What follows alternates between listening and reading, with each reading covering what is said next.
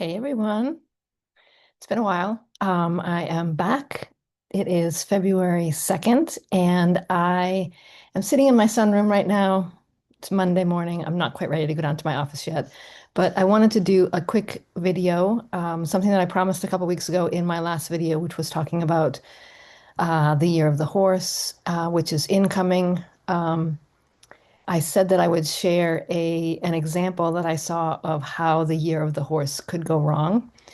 And I want to share that example, but I'm also going to share a couple of personal examples because I'm sitting here reflecting on Monday morning about this past weekend and definitely feeling glimpses of this fire horse energy coming in.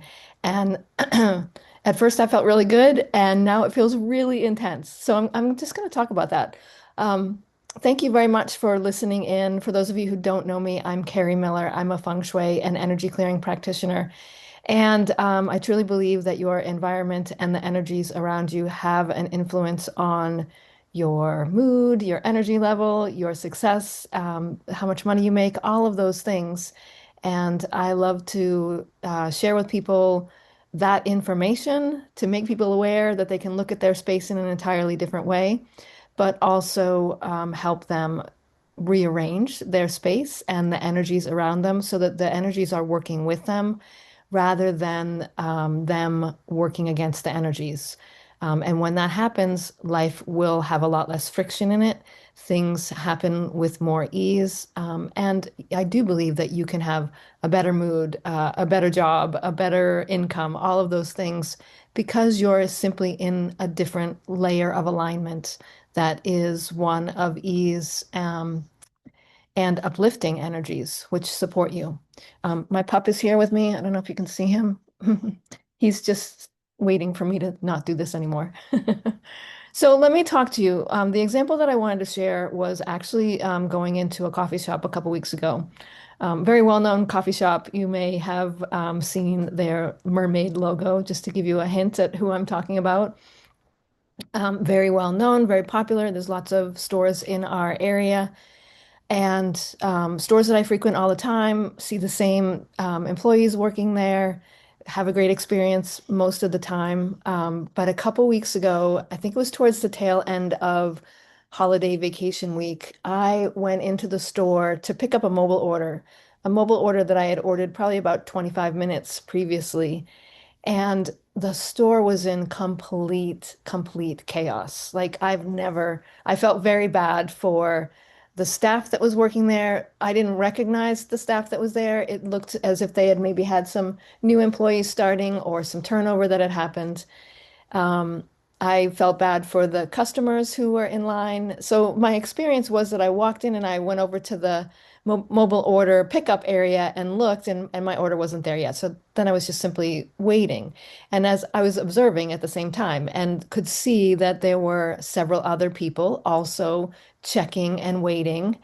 I could hear the speaker from the drive-through where people were pulling up to the drive-through and complaining about having been in line for 40 minutes and were very upset about that. There were people asking for refunds, asking for gift certificates to reimburse them for the time wasted. There were people that had actually ordered within the shop itself, like at the counter, who were waiting for their drinks and were asking, how much longer is this going to take? Can you check and see where my order's at? I've got someplace to be. They obviously didn't think it would take as long as it did.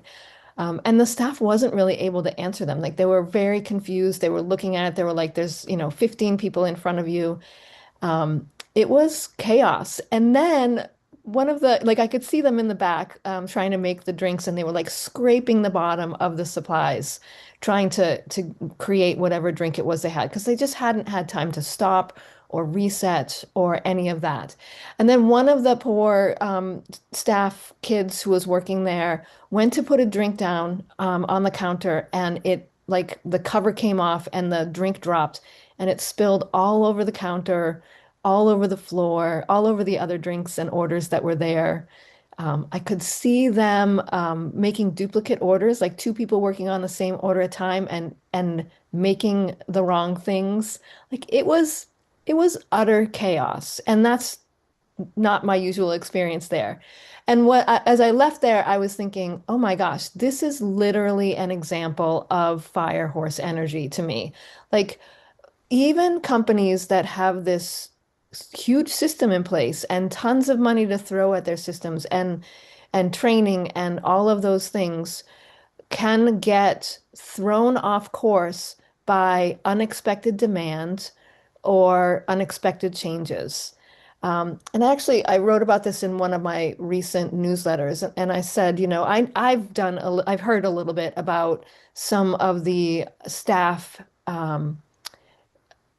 just not being happy about how hard they work and how they are compensated and how they are treated, and some pushback from the corporate offices, like trying to quell that or sweep that under the rug rather than it seems like maybe they have not dealt with it.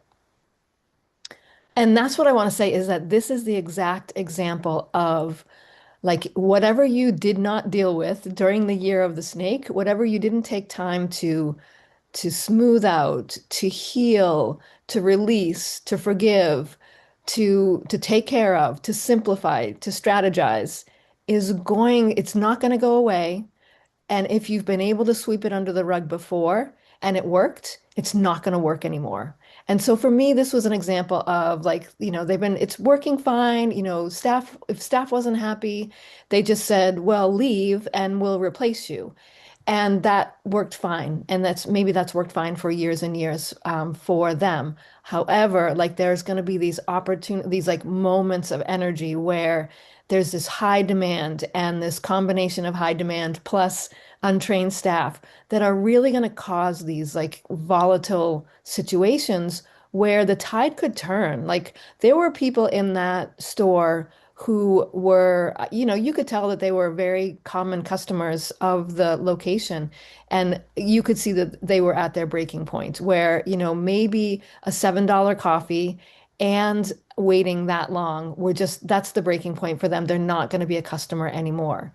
So I just want to put that out there as an example because I think that in terms of your life, your home, your daily flow, your business, the business systems that you have in place, the strategies that you have in place for your business. This is really like the last breath of the snake where you can take a quick look at what's working and what's not working and try to resolve, try to simplify, try to create ease. Ease and grounding and being able to move quickly are going to be the necessary types of energy that you approach this year with. So and the year of the snake was for me personally, a very slow, intuitive, like self-reflecting kind of year where the pace wasn't that fast. I was able to adjust things. I was able to, if things weren't working correctly, I was still able to like handle it. Like if the flow wasn't going good, I could still work it out because there was plenty of time. I had plenty of time to think about it, plenty of time to work through. That's gonna shift. And so as the like around November, December, like I know there are some things in my business personally that are not as smooth and as easy as they could be. It's not something that my clients usually notice, but for me, it's like extra steps or more work than it needs to be, or it's not as efficient, or it costs more than it should. Those kind of things. Towards the end of the snake year, towards the end of 2025, I really started looking at my systems and what I have in play and trying to simplify things, smooth things out, get clear, get clarity. And that's what several of the last videos that I've talked about have been about. Like, you're really truly going to need to have clarity. You're really going to truly have needed to clear out of the way what is no longer working or supporting you because things are going to speed up. Things are going to come fast. And so, leading to my example, that was my example of the year of the snake. It was a slow year. It was a very reflective year. I had time to react to things if they weren't in place. And I didn't feel like I had a ton of energy or a ton of momentum to move forward or to make changes or to do things different until probably about the end of November, I started to feel waves of this fire horse energy coming in, where all of a sudden I would get a burst of clarity and a burst of motivation, or a burst of clarity followed by a burst of motivation. And it would last, and I would get something really big accomplished, or make a big decision, or make some forward motion. And then it would kind of fizzle away, and the year of the snake would kind of come back, and I would like retreat back under my rock. But the fire horse energy felt really good in comparison to the energy that I had been feeling through the year of the snake. Like finally to have some clarity or some energy or some the courage that I needed to make a decision or to take a step forward. I was feeling that, and that was feeling really, really good. That's like the good side of the fire horse energy. I have to say that it's starting to feel a little bit different. Like we're on February 2nd today. Technically, like the New Year celebration starts on February 4th. The year of the fire horse really begins on February 17th. So things are really transitioning and shifting now. And I think the energies are going to speed up quite a bit. But I will say that the energy felt much different this weekend in terms of the fire horse. It sort of felt a little bit like the shadow side of the fire horse to me, like a lot of anxiety, a lot of really rapid decisions needed, and some big opportunities put in front of me that also have big risks. So that like really testing my level of comfort, and really testing the clearing and clarity and energy work that I did during that year of the snake. It's almost like the fire horse was saying, okay, you did all that clearing, you made some decisions about who you're going to be, you've shed all those old stories, and now you have this raw new skin of the snake. And the fire horse is just like breathing down my back this weekend. Like, are you really? Are you really like at that next level? Are you really ready to grow? Are you really ready to take risks? Are you really ready to go fast and be at a different level? So definitely testing the comfort zone, for sure, in like family dynamics and boundaries that had been set. Like the fire horse was saying, are you really going to hold the line? Or are you going to sneak back into that old identity of letting people kind of push the boundaries? And in terms of business, you've made some decisions to take risks and go to the next level. But there's some big investments or commitments that are required. Are you ready? Do you really mean it? And so it really felt like a test weekend for me of and a vision of what's to come, and really truly testing, have you stepped into the new version of you, or are you not ready yet? And are you going to kind of step back and hold back?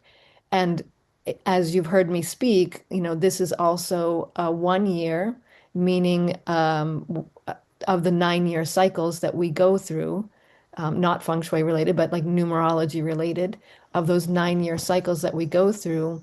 We've just left in 2025 a 9 year, moved into a 1 year, which is all about planting seeds for the next level of you, like what you want to create in the next 9 years, what you want to experience in the next 9 years. It's almost like this energy is a big test saying, you know, do, do you want do you want to relive the last 9 years, or do you want the next 9 years to be different?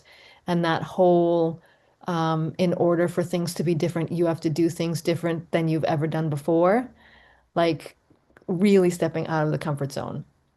So those are my messages for you today as we're really waving goodbye to the year of the snake and feeling the energy of the year of the fire horse come in.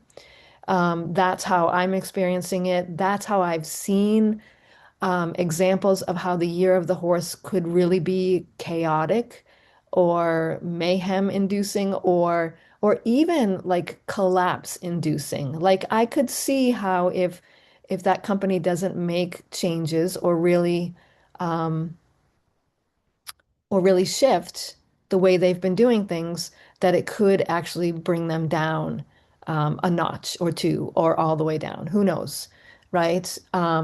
And I think the same is true for all of us. Like, have you done the work? Are you really stepping into that new skin that you have, and are you really stretching the edges of it and getting stronger, or are you slinking back? Um, yeah, I've got some, definitely, I'm like, this is really scary. Do I really want to do this? Do I really trust the way that I have learned to? Sorry, the dog is snoring now. Do I really trust the way that I've learned to during the year of the snake, which was easy and calm and um, able to flex those muscles? It's going to feel a little bit different flexing those same muscles during a bold, ambitious year like the year of the horse. I hope that helps. I would love to hear what you're experiencing so far. Yeah, let me know. I'm happy to answer any questions. Thanks, everybody. Take care.